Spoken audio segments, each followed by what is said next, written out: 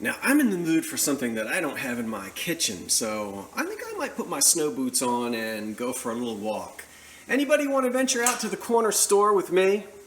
Oh, come on. Put your mittens on. Let's go. Not that bad. There's an old curiosity shop. Every once in a while I go by there for the fond recollections that lie there in that old curiosity shop. Well, everyone, it may look like a truckload of Carnival Glass broke down in my front room. No, this is my collection, well, part of it anyway.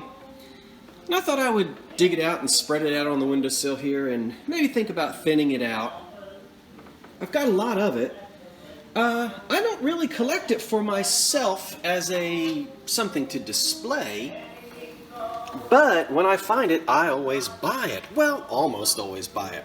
Now, I'm not going to talk about patterns and companies and dates and all that, not today.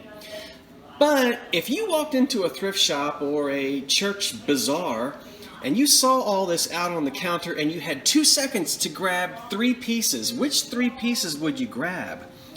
I shouldn't say grab, I mean which ones would you pick up and put gingerly in your cart? Now, could be the ones that you find most attractive, but if you're going to resell it, you want the ones that have the most value.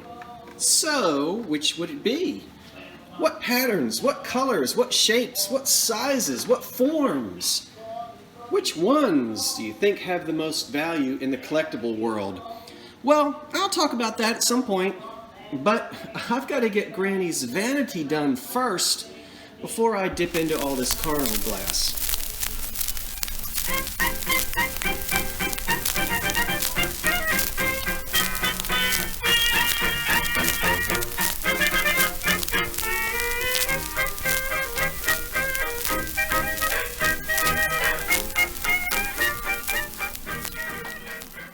Well, hello, good folk. I'm Scott from the Old Curiosity Shop, welcoming you back to another kitchen counter thrift haul. Now, that sweep over was so fast, we didn't even have time for any music, or not much anyway. I really only have a few things to show you today. I promised I would be back today. And everything that you see here, I bought yesterday when I was out thrifting all around the town. And so I'd like to talk about the things. I haven't researched any of it yet, so I'm only going based upon what's up here in my washing machine brain. So I may make some mistakes.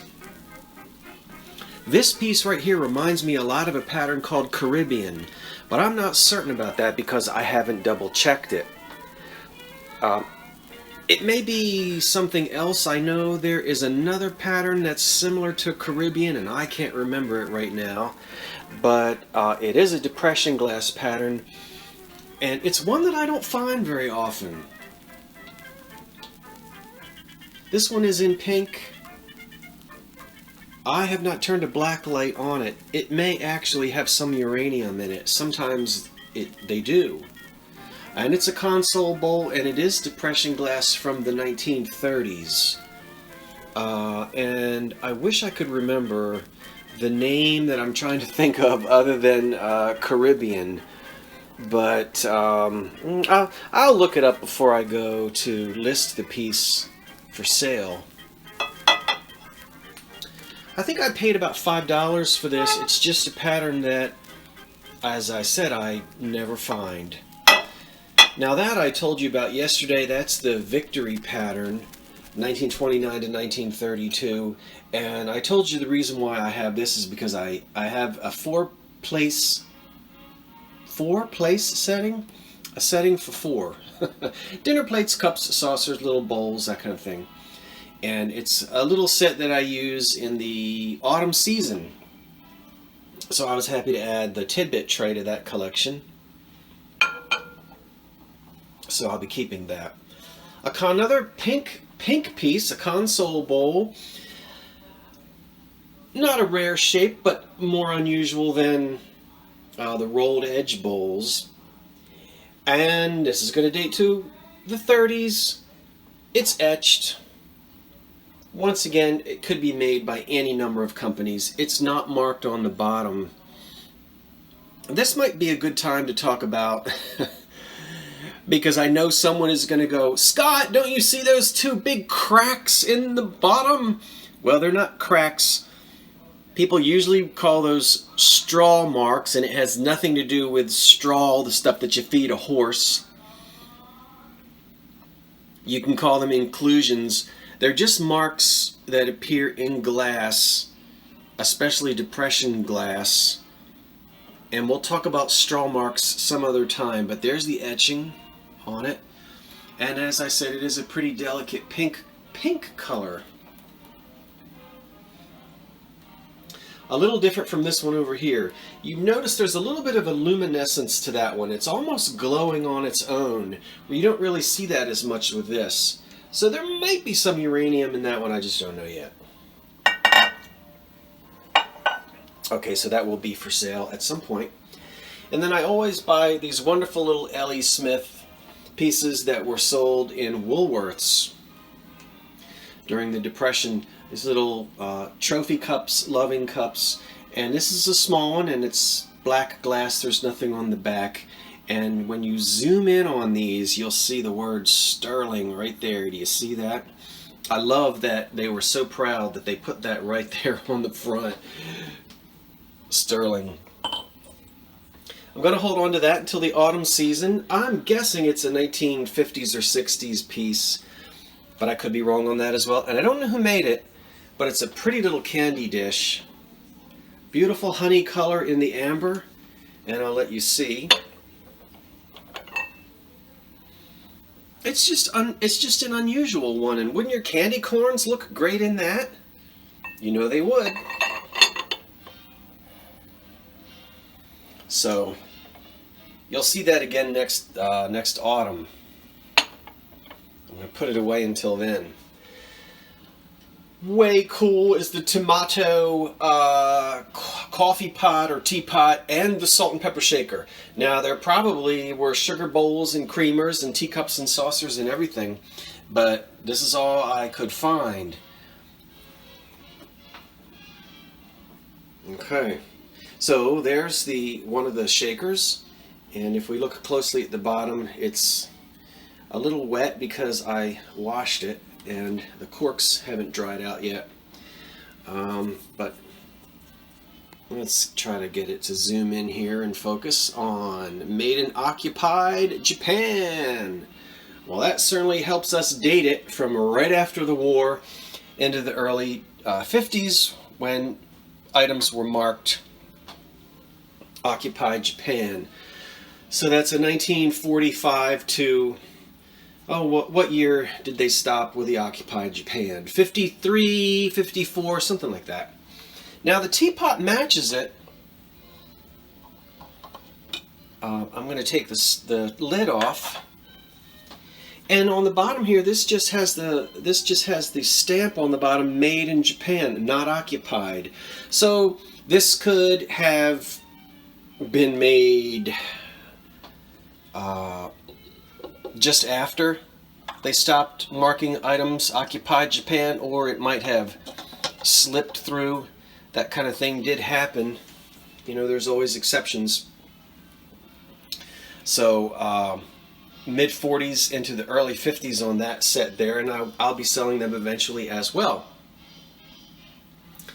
Now back here, I am definitely keeping the Hazel Atlas piece. Which of those three were made by Hazel Atlas? Turn of the century, 1930s, 1940s. There's the Hazel Atlas right there in the cobalt cocktail shaker with those wonderful stylized deco fish. Now it would have had a cap up here which is missing. Fear not, I'll find one. And there was a Sportsman series by Hazel Atlas that had ships on it. And sometimes there's I think, oh, what else is on the Sportsman series? I think there's like a rodeo type of graphic. You know, a dude on a horse. But this had little fishy cocktail glasses that went with it.